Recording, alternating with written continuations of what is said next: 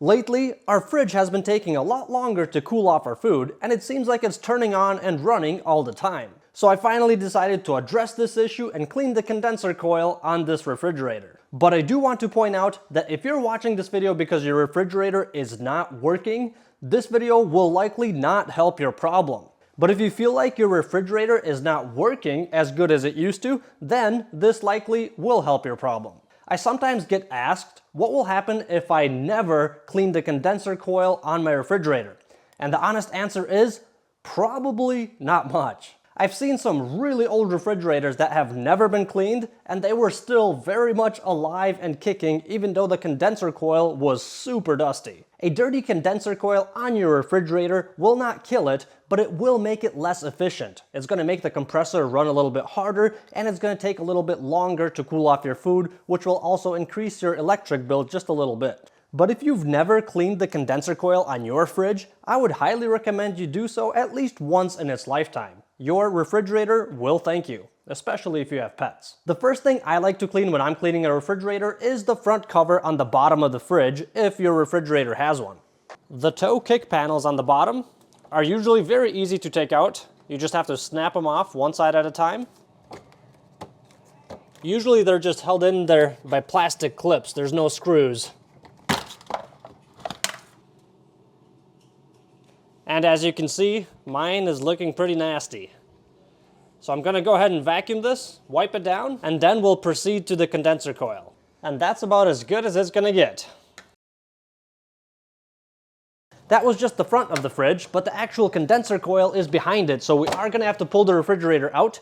And in order to better clean that condenser coil, you will need a brush that looks like this. You can pick one up at any hardware store. It's either going to be a dryer vent brush or an actual refrigerator coil brush that will look like this, or maybe even a little bit longer. And of course, you will also need a vacuum cleaner to suck up all that dust. Usually the refrigerators slide out pretty easily, but if you have really nice wood floors, I would recommend maybe just throwing a piece of cardboard on the floor, a large piece, and try to slide your fridge onto that before you slide it out, because sometimes those wheels can get stuck, or there's a piece of rock or a crumb that gets stuck under one of the wheels, and it'll scratch up your floors. But what you want to do is grab the sides of the doors and slowly pull the whole fridge out.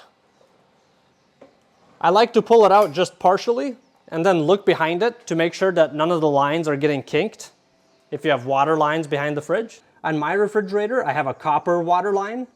And as you can see, I can't pull it out too far. So I'm gonna pull it straight out, but I don't wanna stretch it too far. If possible, try to pull the fridge straight out without turning it. That will greatly reduce the chances of the floors getting scratched. The first thing I'm gonna do after pulling the fridge out is unplug the power. We don't need the refrigerator to be running while we're cleaning the coil. After you have the power off, the next thing you need to do is take off this bottom panel, which is usually secured by a couple of 5/16 or 1/4 inch screws. Okay, let's go ahead and take this off and see how dusty it is back there. Surprisingly, it's actually not bad at all. In fact, this little grate over here on the cover is more clogged up than the actual coil itself. I like to vacuum up as much as I can first before using the brush. Next, I'm going to use the brush, and I like to keep the vacuum on while I'm doing this to suck in all the dust right away. If you want this thing to be spot-free, you could take some compressed air and just blow it all out from the front and from the back. That will definitely get everything out, but the downside of doing that is that you're going to have dust all over the kitchen. So it doesn't have to be spotless. I just like to get most of this stuff out, and I don't care about the little dust that is left over, as long as the big chunks are out.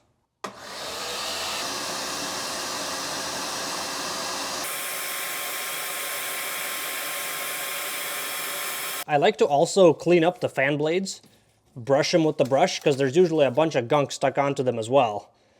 This too impedes the airflow. So as much as possible, I like to get that out. And here is the end result. It's not super spotless, but I did get a ton of dust out, so I am hoping that the fridge will be behaving better from now on.